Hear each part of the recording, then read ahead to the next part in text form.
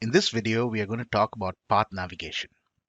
Path navigation refers to the various tasks the robot performs to complete a larger objective. Let's look at this video of this robot going through the various tasks to reach the destination.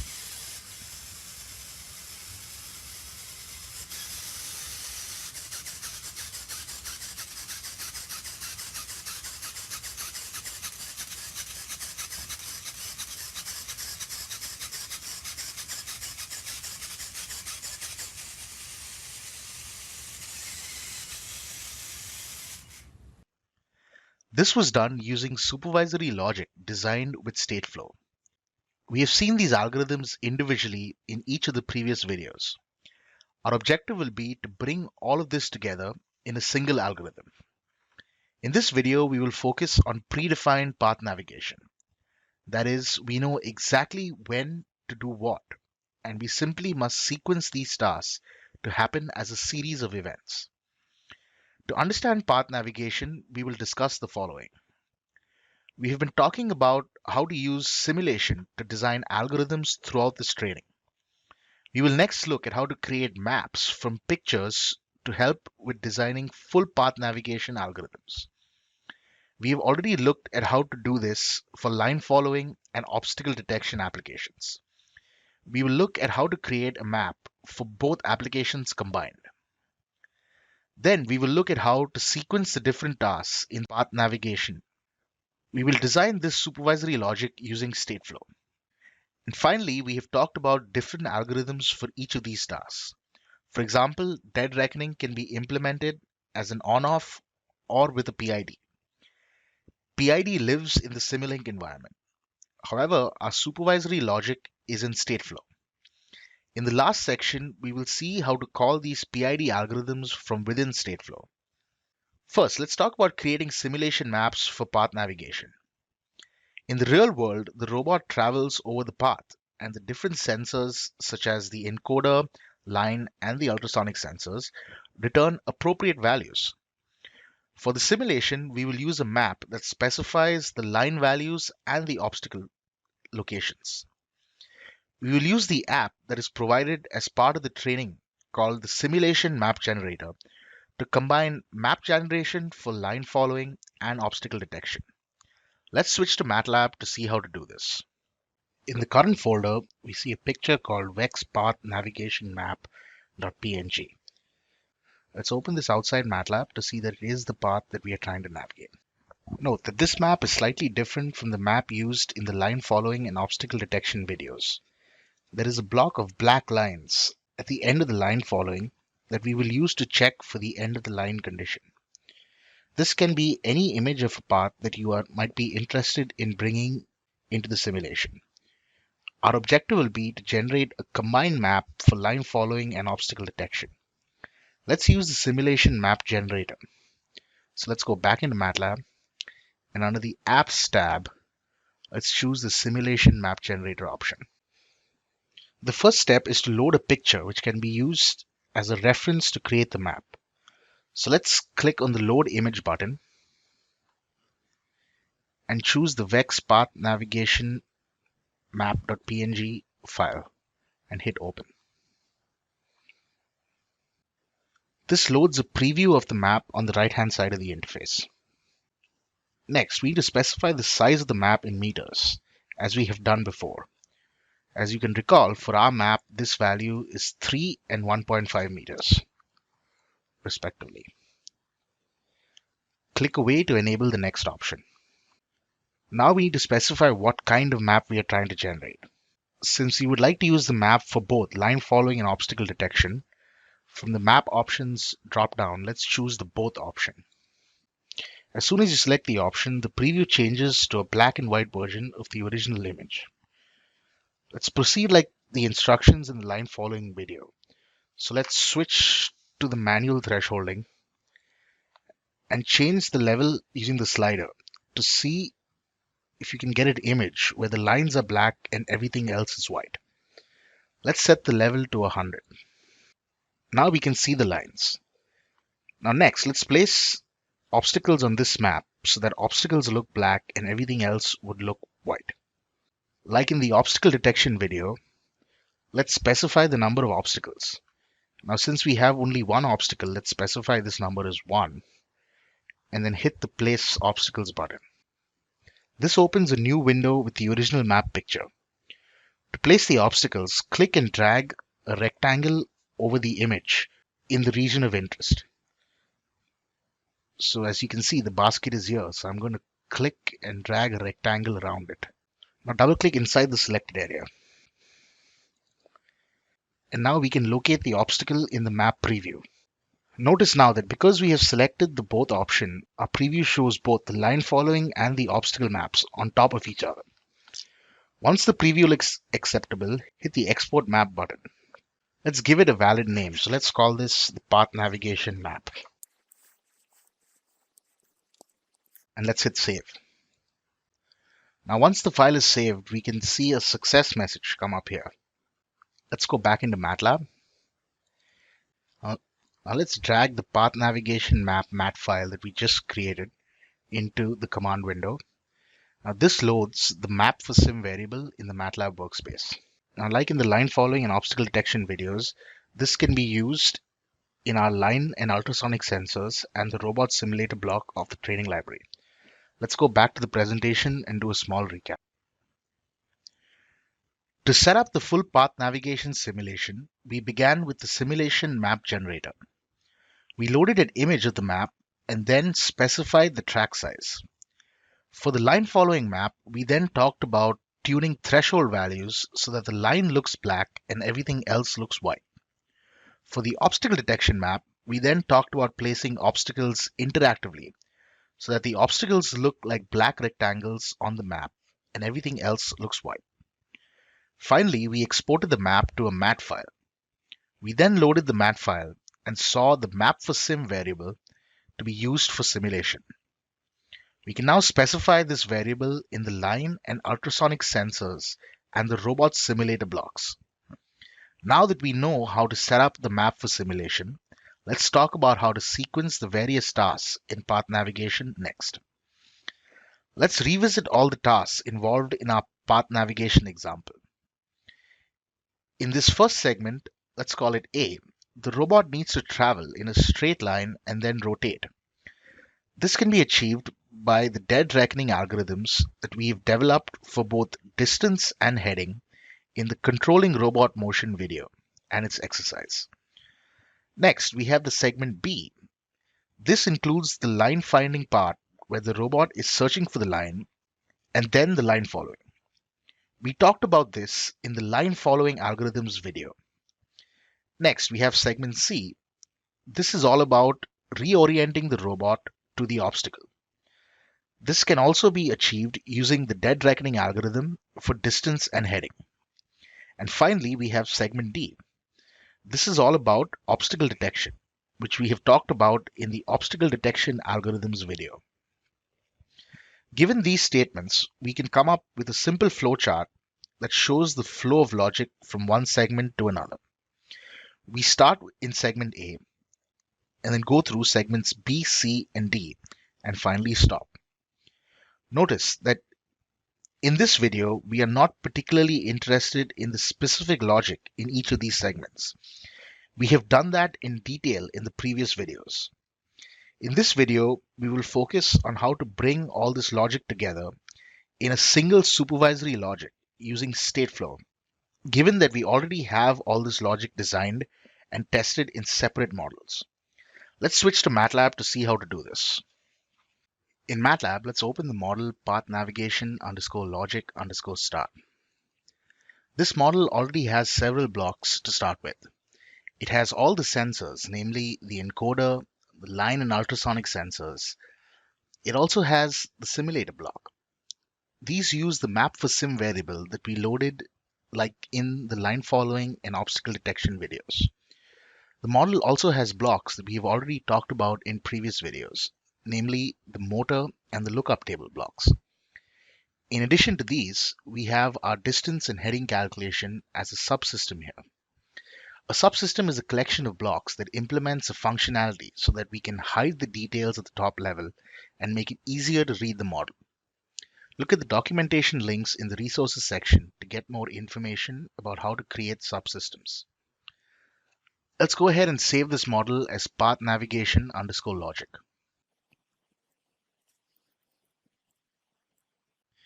Our goal is to now use all the input information to generate the linear velocity v and angular velocity omega values for the robot. We will use stateflow for this. Let's drag in a stateflow chart from the Simulink library browser. And let's double click on the chart to define the logic. Just as we described earlier, there are 4 segments in our path. Let's represent each of these segments using a state. So let's click and drag on the toolbar on the left to add the first state. And let's rename the state as segment A. Now, right-click and drag on the state to create copies of it. So let's name the first copy as segment B. And let's do the same for segments C and D.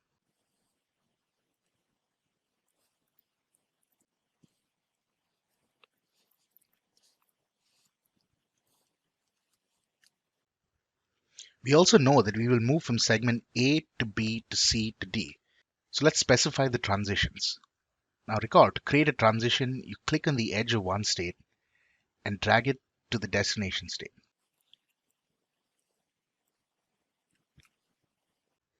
This is the architecture that we will be working with. Next, let's populate the logic for each of these segments. Recall that we are not going to talk about a specific segment's logic in this video, but instead focus on the integration of existing logic that we have developed in previous videos and its exercises. So here we can copy the logic from each of the states from its representative models. So let's go back to MATLAB for a quick second. Now, in the current folder on the left, we can see segment A underscore logic, segment B underscore logic, etc. You can just open these models and copy the logic from there to the current stateflow chart that we are working with. In the interest of time, let's just fill in the content for all the states here.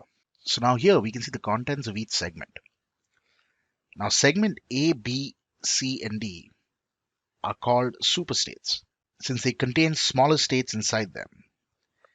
Each state inside a superstate is called a substate. For example, the stop state here is a substate. Now that we've integrated all the logic, let's go to the View tab and choose the Symbols option. As you can recall from previous videos, that it pulls up a pane on the right-hand side of the interface. This pane consists of lists of our input and output variables as well as the local variables. All these variables have a suggestion as to whether they are an input, an output, or a local variable. And as you can see, these suggestions are correct. So let's create the output variables by hitting on the Resolve button up here. Now, let's go back to the top level of the model. And as you can see, our stateflow chart has 6 inputs and 2 outputs. So let's connect the V and omega outputs to the utility blocks. And let's connect the inputs of the stateflow chart to their corresponding blocks. So distance goes to dist traveled, heading goes to heading, line sensor simulation goes to the line value, line threshold goes to threshold L, the ultrasonic sensor simulation goes to the ultrasonic value, and the ultrasonic threshold goes to threshold U.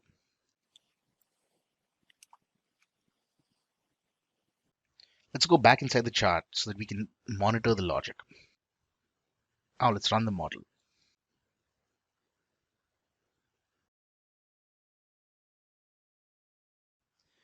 We see that the logic runs through all the states quickly and then settles in the final superstate. It was supposed to go through each of the superstates in sequence and complete the task. So there is something wrong in the way that we have modeled our logic. Let's take a closer look at what's happening. For example, let's zoom into the transition between segment A and segment B. Notice that the transition between the superstates segment A and segment B are unconditional. This occurs at the superstate level, meaning the transition is from A to B directly. This means that no matter what is going on inside the segment A superstate, Stateflow will move the logic from segment A to B instantaneously because of the unconditional transition. This is like a nested if-else statement. Superstates are the outside if, and the states inside, or the substates, are operating like the inside if statements. Our desired behavior is to make that transition only when the last state inside segment A is executed. To achieve this, we can connect the transition from the stop substate within segment A. So let's delete this transition and create another transition from the stop substate directly to segment B. This shows that we can have transitions between any two states, be it super or substates. This is the case with all our superstate transitions. So let's change them to connect between the stop of the previous state to the next superstate. So in the interest of time, I've already gone and made these connections, as you can see here. Now, by making these changes, let's run the model again.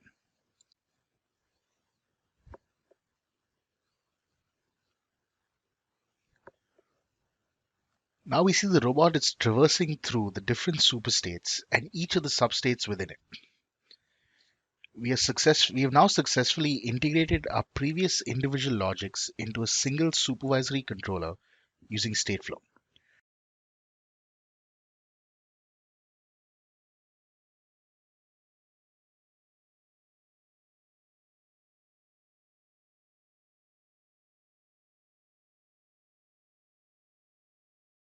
Let's go back to the presentation to see how the robot actually performed. We can here see that the robot goes through all the segments. Note that some of the values were tuned to make the algorithm work better on the hardware, like in our previous videos. For example, the robot approach to the line is slightly different in the hardware.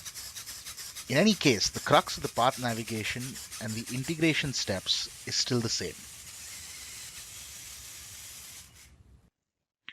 To recap, we use Stateflow to represent the different segments of path navigation. These were superstates. Following this, we implemented each using algorithms we have already designed and tested in our previous videos using substates.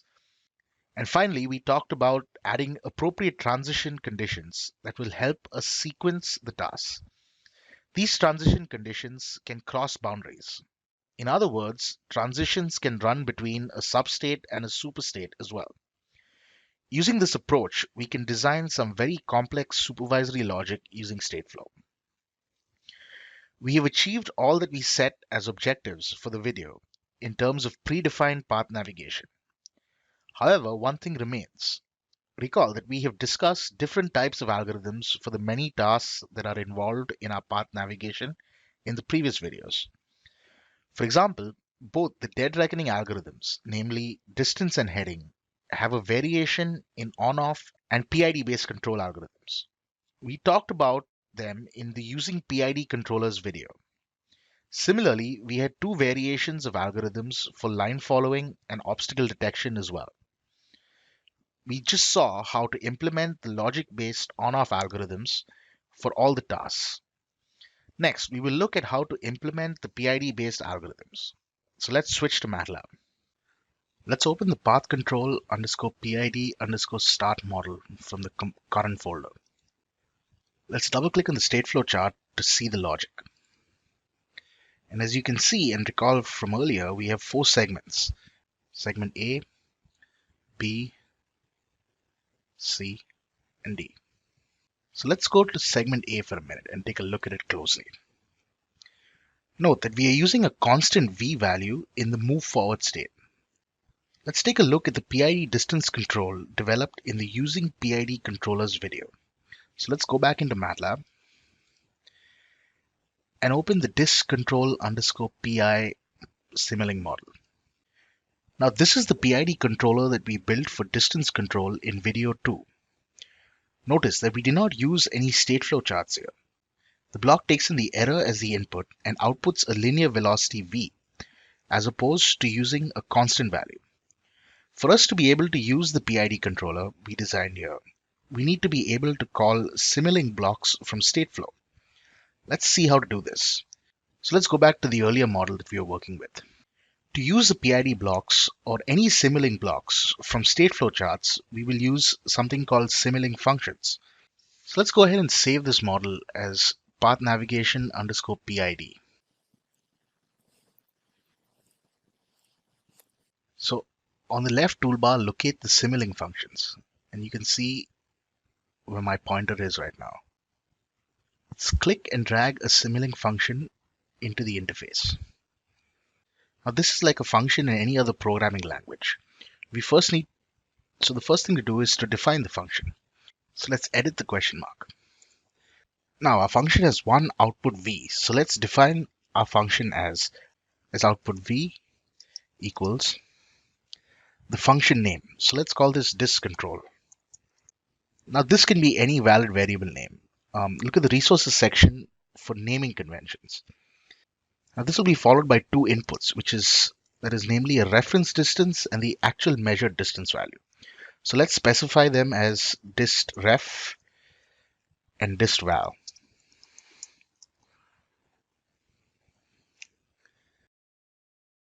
Let's double click on the function, go inside it. And as you can see, it has got two inputs and one output, just like we defined earlier. So here is where we can use our PID block. So let's go back to the discontrol underscore PI Simulink model. And let's copy the subtract and the PID controller blocks from here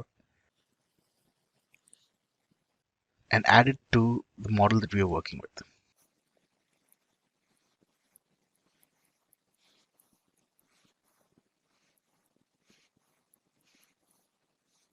As you can see, I've connected the distref input to the positive side of the subtract block and the distval input to the negative side of the subtract block, just like we would have done if this was a Simulink model.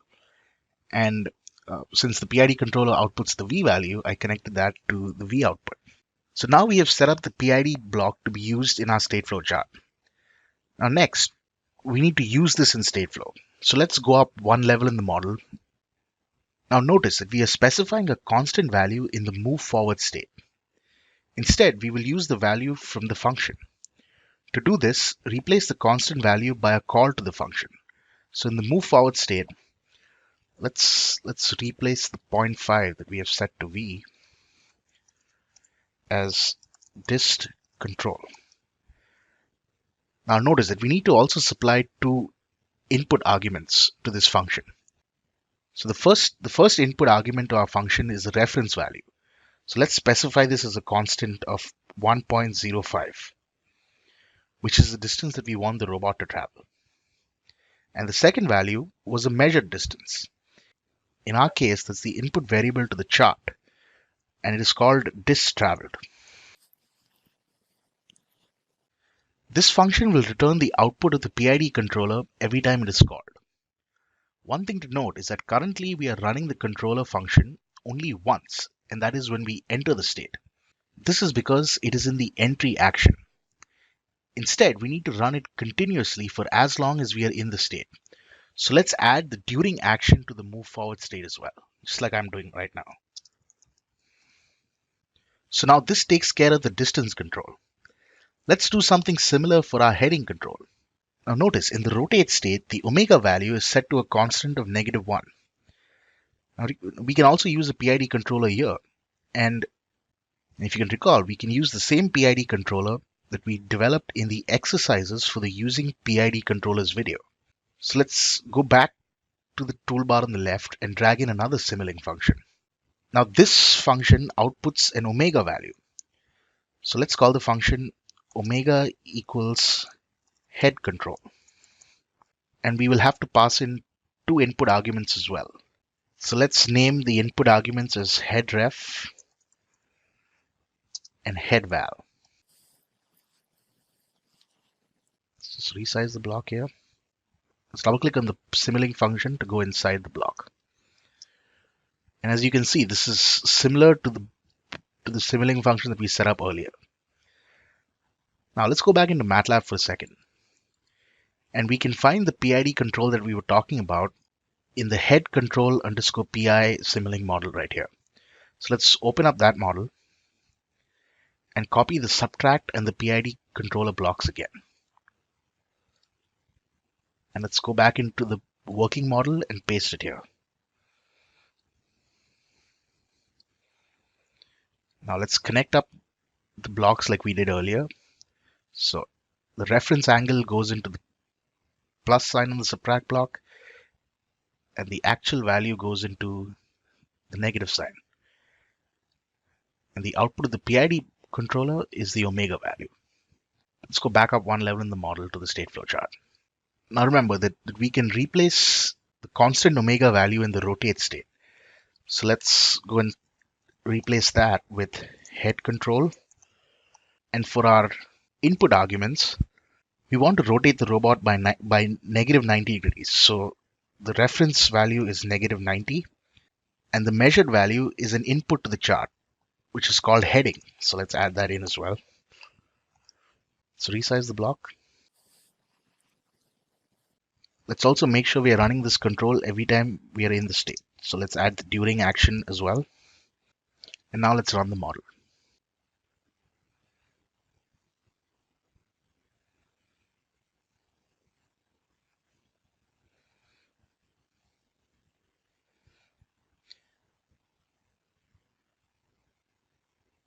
So now our robot is using a PID for the initial distance dead reckoning and continues to the next segments as well.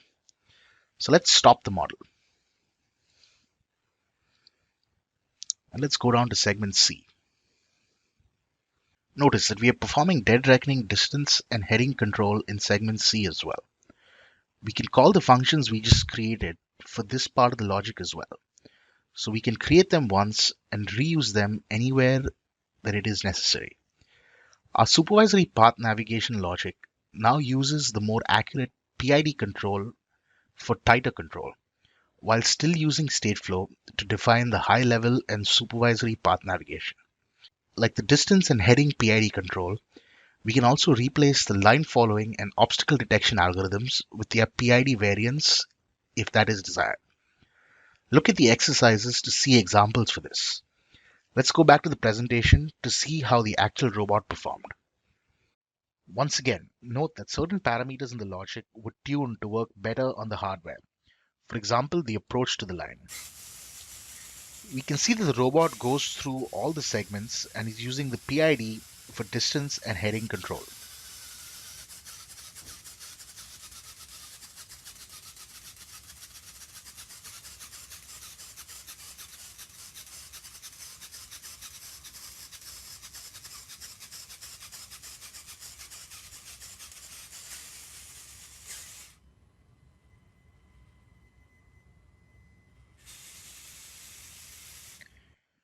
We also saw the heading control in segment C came almost to a complete stop to reach steady state before getting into the obstacle detection mode. We can tune this controller on the hardware to get better performance. To recap, we use Simulink functions to bring our PID controllers into the path navigation model. Followed by this, we call the functions from within the states in the state flow chart appropriately. The right way to call the control functions is inside the during statement of the state. We also noted that these Simulink functions are reusable. This means you can just create them once and call them from multiple states. To summarize, we started with generating maps for the full path navigation simulation using the simulation map generator. We then sequenced these tasks in stateflow using superstates, substates, and transitions. We reused the previously developed algorithms to implement each of these states.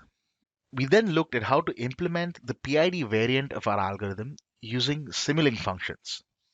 We could then call these from within the state flow charts. This concludes this video. Throughout this training, we saw how to design and test algorithms using simulation. We learned how to implement basic mobile robotics algorithms such as dead reckoning, line following, obstacle detection, and predefined path navigation. We also saw examples of how you could test the developed algorithms on hardware platforms.